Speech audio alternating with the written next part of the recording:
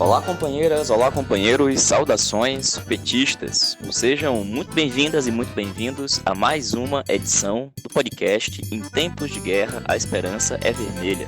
Hoje é sexta-feira, dia 1º de novembro. Eu sou o Patrick e topo a conversa junto com vocês. No episódio de hoje, falamos do cenário internacional, com um novo recorde do aumento do dólar, às vésperas da eleição nos Estados Unidos. Falamos também do cenário interno, com o balanço do segundo turno das eleições municipais e o que já se tem de decisão sobre a sucessão na presidência da Câmara dos Deputados e do Senado Federal.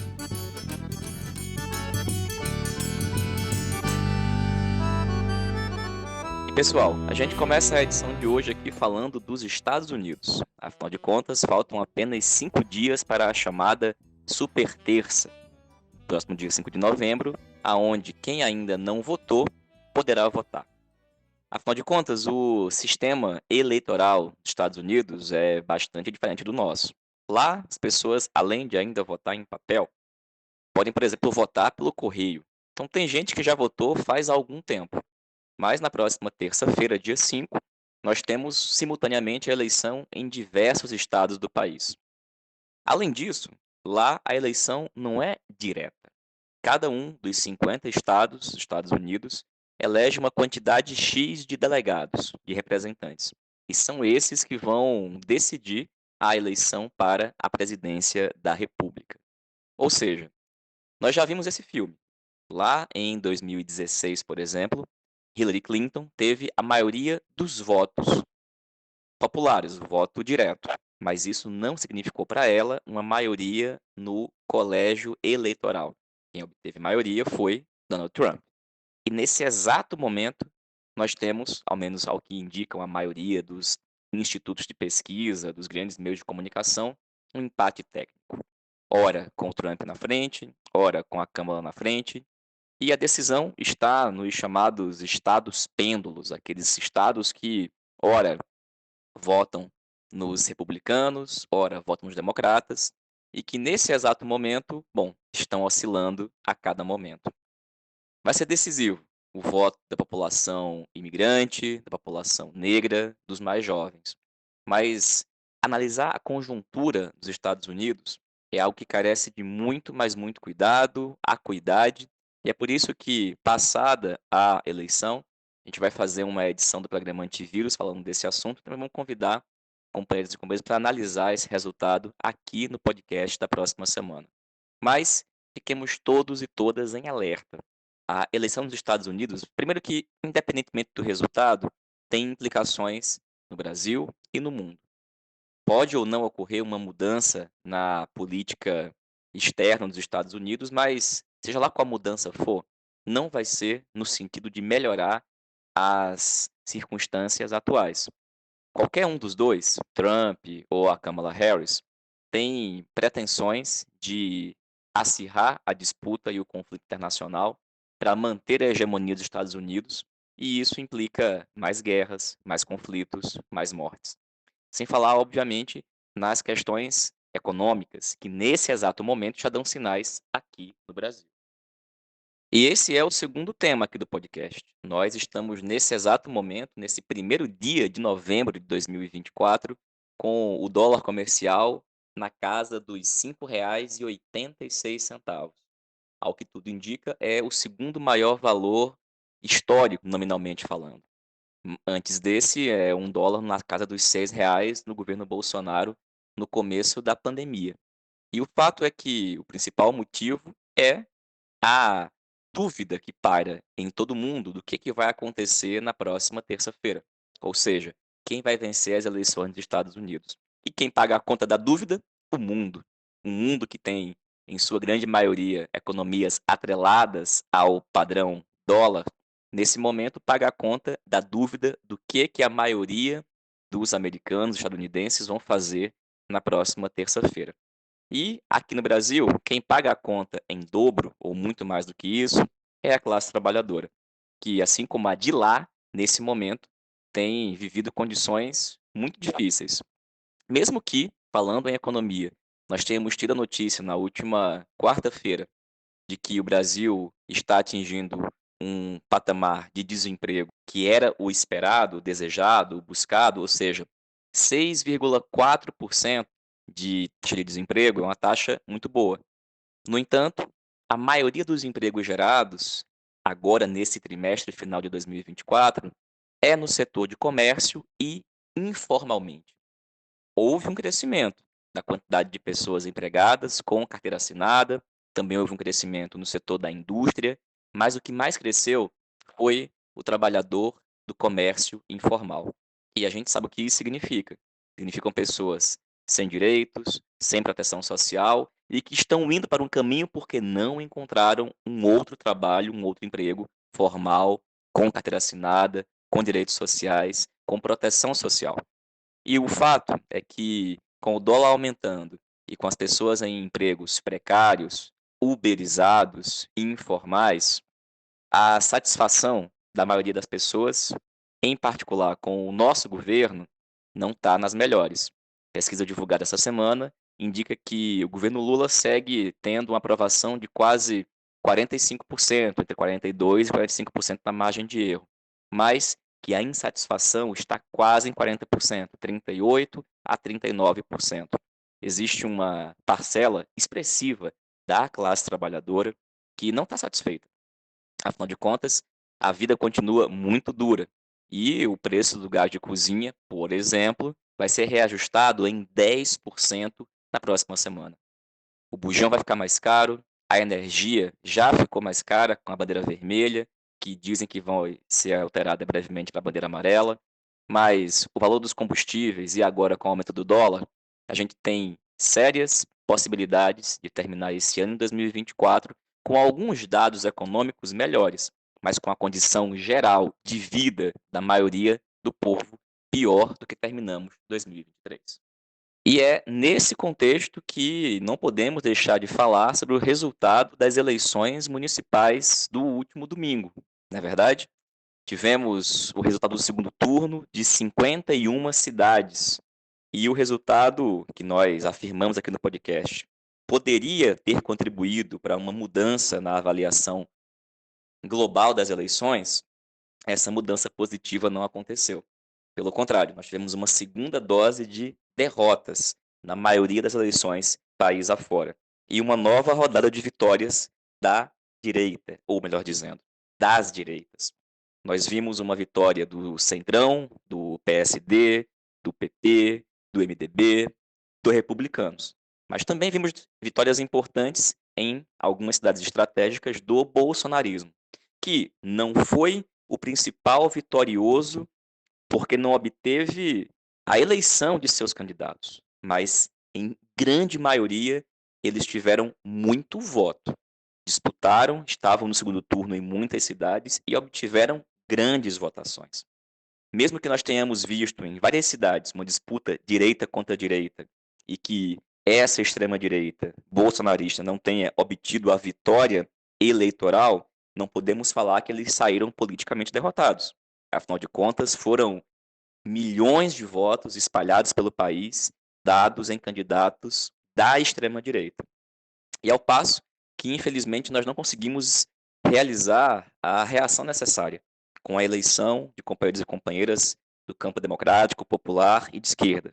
Tivemos uma derrota em São Paulo, uma derrota eleitoral e, em alguma medida, também uma derrota política, que a gente tem que tirar as devidas conclusões. Afinal de contas, em circunstâncias melhores do que aquelas de 2020, nós vimos o candidato Guilherme Boulos obter praticamente o mesmo resultado, em circunstâncias muito diferentes.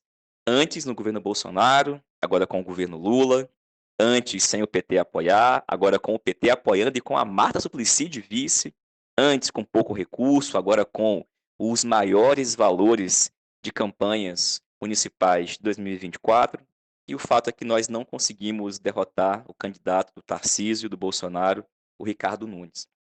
Além disso, infelizmente, também não conseguimos vitória com os candidatos do PT em Porto Alegre, com a Maria do Rosário, em Cuiabá, com o Lídio, e em Natal, com a companheira Natália Bonavides. O PT conseguiu eleger a capital do estado do Ceará, com Evandro Leitão.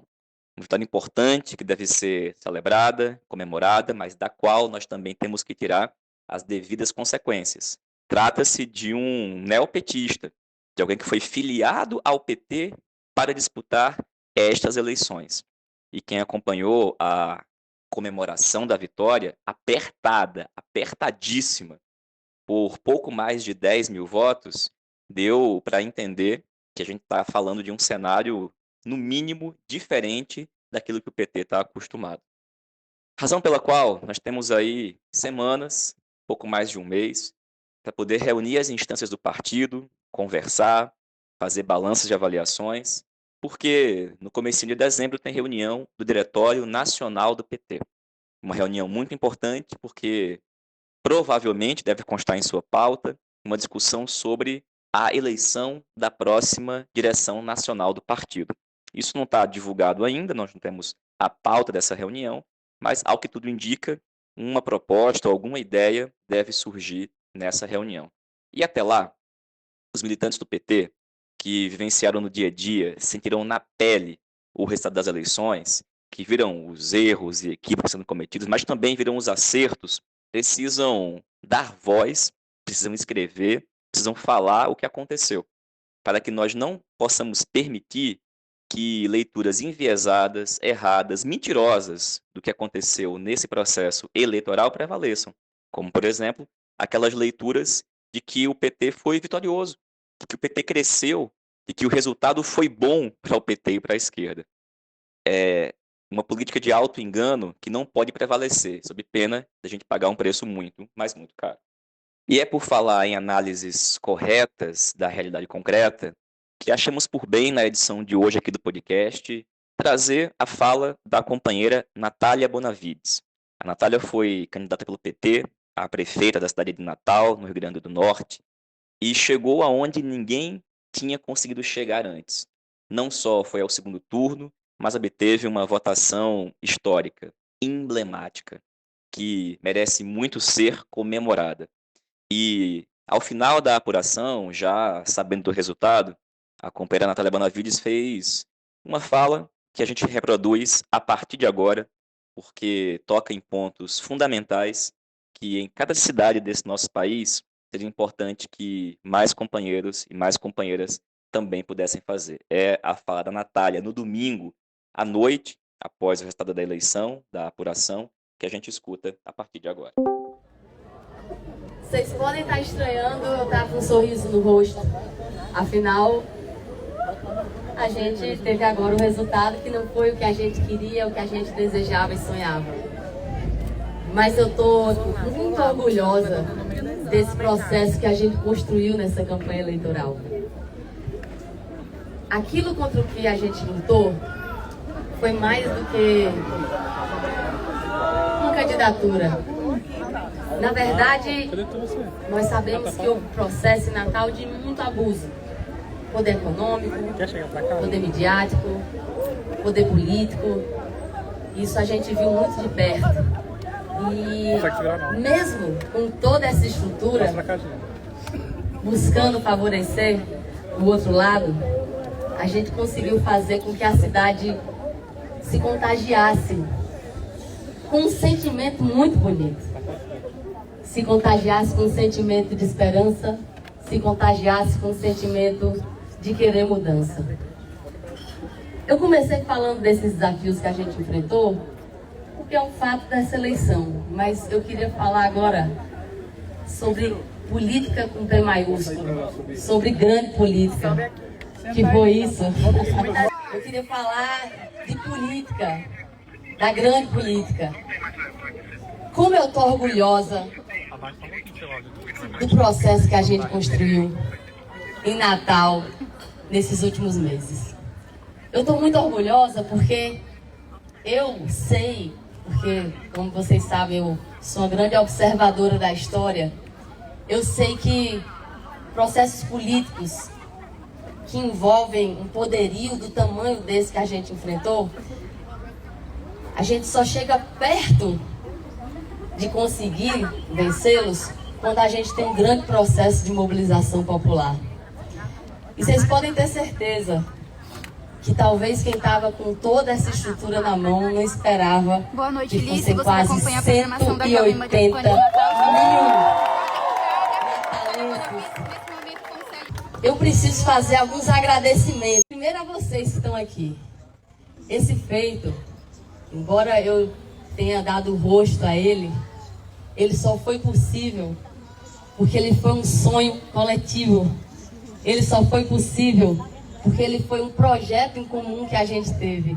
E como foi lindo, e como foi realizador em cada atividade de campanha, encontrar vocês, encontrar nosso povo de cada cantinho da cidade, acreditando. E não tem problema que não tenha sido dessa vez. Quer dizer, na cidade teremos problemas. Mas não tem problema no sentido histórico. Você já fez história! A gente que fez. Mas eu me explico. É que vocês veem que a gente está cada vez mais pertinho. É que vocês veem que a gente está na cidade de mudança, de como o nosso povo merece muito mais. A gente está conseguindo amplificar essa mensagem para cada vez mais gente.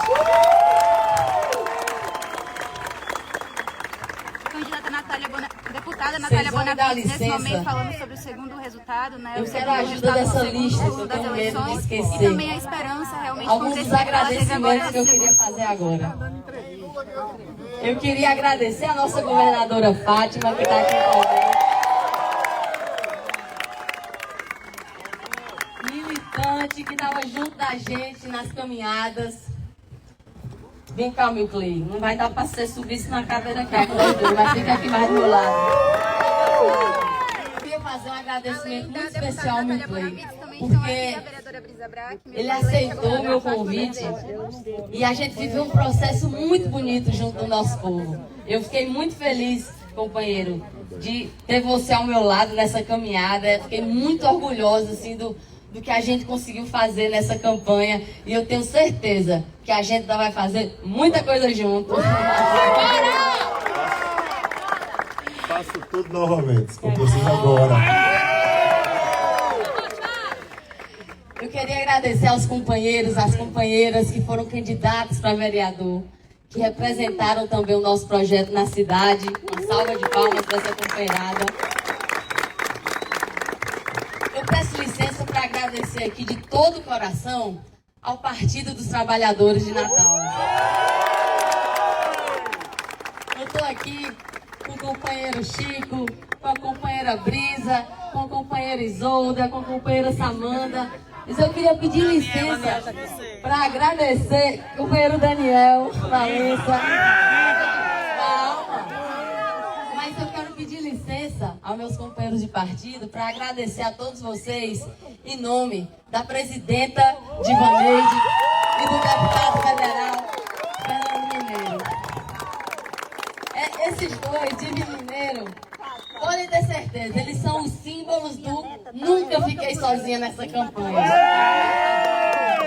Camaradas, companheiros, naqueles sentidos mais bonitos dessa palavra. Camarada, companheira, camarada, companheiro, muito obrigada.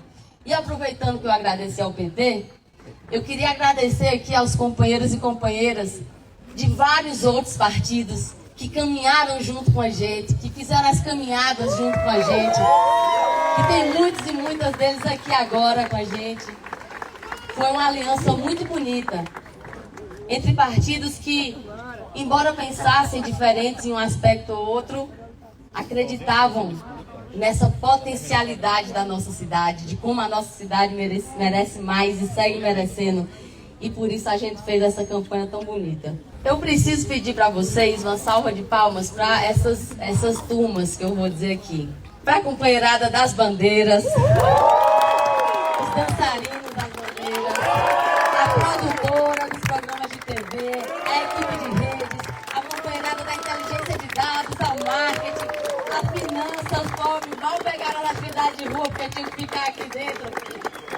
Mobilização das artes, da abordagem, os locutores mais animados do Brasil, nossos motoristas, seguranças, toda a produção, da produtora, a turma que cuidava do comitê, da infraestrutura, da impressão dos materiais, jurídico, contador, a turma do Dia D, que fez hoje uma vigilância pela nossa democracia, a galera do WhatsApp, do Móvel, os movimentos sociais que construíram essa caminhada com a gente, tantos sindicatos que acreditaram junto com a gente, a Lunat Entrega, a equipe dos Flybanners, a quem disponibilizou sua casa para virar um comitê, para a gente organizar na cidade. Ao nosso exército de fiscais, delegados, advogados que estavam hoje vigilando.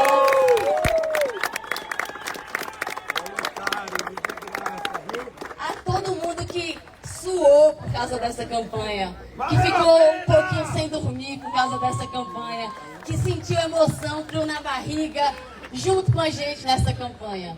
Quero agradecer a todo mundo e a essa militância que eu não podia sonhar com uma reta final tão bonita como a que a gente fez. Realmente, vocês deram show. Estou muito orgulhosa, muito feliz. E nem sempre derrotas eleitorais significam derrotas políticas. O contrário também é verdadeiro. E eu estou muito orgulhosa do processo político que a gente construiu nessas últimas semanas.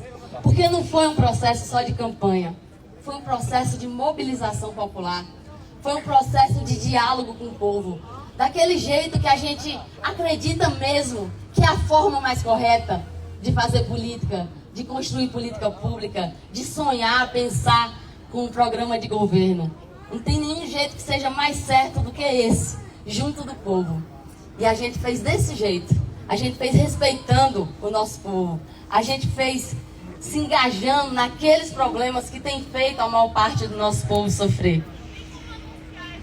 E eu queria já começar a terminar essas palavras. A Lindy é apaixonada por você, viu? Obrigada.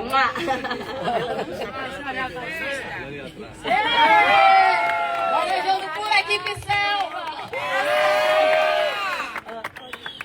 A Lindy tinha uma frase que era algo como que nem a força nem o golpe podem interromper processos políticos, porque a história é nossa e é o povo que faz. Eu acredito de verdade nisso. Quem me conhece, já conversou comigo, sabe que se tem uma coisa em que eu acredito, é que mulheres e homens organizados para lutar por um objetivo em comum fazem coisas incríveis. A gente fez uma coisa incrível. A gente fez tremer aqueles poderes mais reacionários, anti-povo dessa cidade. Que nem de gente gosta. Mas quando eu digo a gente, não é nem a gente que está aqui. É a gente, povo. É a gente, natalenses. É a gente, classe trabalhadora dessa cidade. Pessoal, agora eu queria me despedir. Lembrando que essa energia, coragem, disposição, modéstia à parte, são coisas que eu tenho. Coragem principalmente. E que tudo isso vai continuar à disposição do povo de Natal. À disposição do povo do Rio Grande do Norte. Porque a gente nunca precisou estar ocupando o cargo X ou cargo Y para estar junto da luta do nosso povo. Não foi quando tive mandato. A gente vai seguir junto, refletindo sobre os problemas da nossa cidade e propondo soluções. A gente vai seguir junto, governadora Fátima, indo cada vez mais junto ao governo Lula, junto ao governo federal, trazer investimento para a nossa gente do Rio Grande do Norte, para cada mês que passe a gente ter uma vida melhor aqui também. E o que eu queria dizer era que eu sou uma soldada, que nem vocês. E a gente tem que ficar juntinho, organizado, se encontrar mais, conversar mais, organizar a formação política, mais momentos, porque a gente viu o que a gente é capaz de fazer quando está junto. E essa lição a gente não pode esquecer nunca. Não pode esquecer nunca. Eu citei a frase de Allende sobre não ser possível interromper processos políticos assim, porque eu vi em cada bairro dessa cidade gente com muita esperança no olhar. E a gente não vai decepcionar essas pessoas. Uma eleição é uma trincheira, mas temos várias outras para cuidar. Nossa próxima governadora!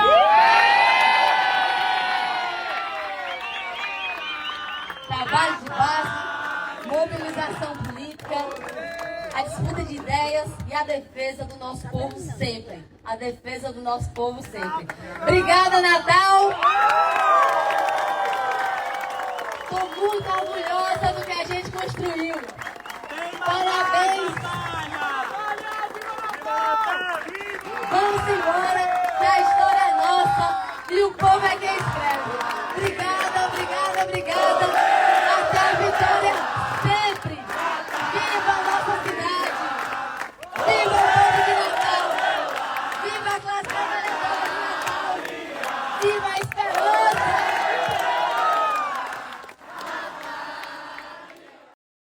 Pois então, pessoal, essa foi a fala da companheira Natália Bonavides, e como ela mesmo disse, nem toda derrota eleitoral é uma derrota política. Em Natal, certamente o resultado do PT foi uma grande vitória política, e é em busca de vitórias políticas, e também, quando possível, eleitorais, que a gente tem que dedicar nosso tempo. No cotidiano, não apenas em momentos de eleição, mas no dia a dia. Cada vitória política é importante para acumular forças e, inclusive, mudar a correlação de forças. E a gente termina a edição de hoje aqui do podcast falando do erro que, nesse momento, pode estar sendo cometido pela bancada federal do PT na Câmara dos Deputados em negociar a transição da presidência da Câmara dos Deputados com o candidato de Arthur Lira. O candidato de Lira, que antes era Elmar Nascimento, do União Brasil da Bahia, mudou e agora é o deputado Hugo Mota, do Republicanos da Paraíba, que conseguiu, supostamente, ter o apoio não só do PT, mas do PL de Bolsonaro. E, curiosamente, um dos pontos discutidos diz respeito ao projeto que trata da anistia aos golpistas do 8 de janeiro. Pois é, o Arthur Lira retirou o projeto que tratava da anistia da Comissão de Constituição e Justiça, criou uma comissão nova e disse ele hoje que vai ser ainda na sua gestão que esse assunto vai ser resolvido. Bom, ainda também nos últimos dias vimos declarações do ministro da Defesa, José Múcio Monteiro, dizendo que defende a anistia para aqueles participantes do 8 de janeiro que cometeram, digamos, nas palavras dele, crimes menos ofensivos, menos perigosos, mas não chegou a defender a anistia para o Bolsonaro. Mas sabemos, onde passa um boi, passa uma boiada. Nós não podemos concordar que seja dada, feita anistia para os golpistas, porque essa vai ser a porta de entrada para não só anistiar o Bolsonaro, mas permitir que o conjunto da extrema-direita se reorganize no campo da disputa eleitoral com mais nomes do que eles já possuem agora. E a disputa pela presidência da Câmara, bom, que já está acontecendo, já está sendo discutida publicamente, tem tido esse como um dos seus pontos. Outro são os cargos na mesa, indicações para tribunais, e o fato é que nós não deveríamos estar fazendo um debate como esse no afogadilho e, principalmente, como se isso fosse a pequena política, né?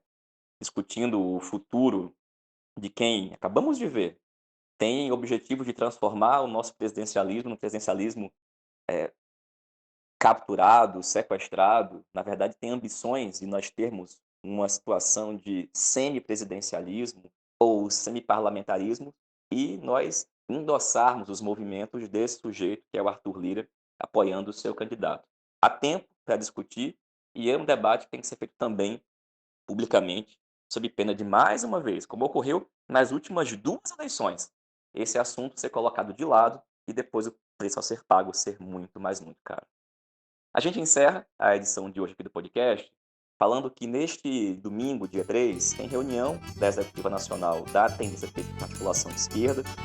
Ao final, vai ser divulgado um texto de conjuntura, uma resolução dessa reunião, e ficará disponível no site página13.org.br. Na próxima semana, a gente tem um programa Antivírus para falar, entre outros assuntos, da resolução dessa reunião e da eleição dos Estados Unidos. E a gente se reencontra aqui na próxima sexta-feira em mais uma edição do programa Antivírus. Saudações petistas, bom fim de semana e até mais.